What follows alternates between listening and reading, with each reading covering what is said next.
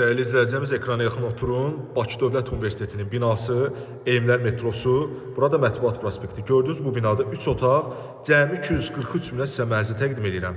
Bəli, düz eşitdiniz, 243 min yaşanmamış təmirli 3 otaq kupçalı. Keçək mənzilə.